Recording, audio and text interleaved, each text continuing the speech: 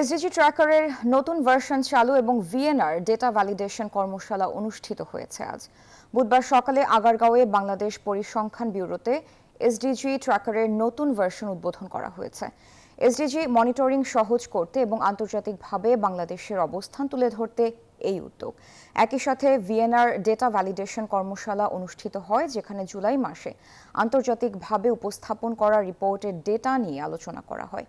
BBS ও A2I যৌথভাবে এই tracker তৈরি করেছে। যার এখানে যোগ করে এসডিজি ট্র্যাকারের নতুন ভার্সন লঞ্চ করা হলো।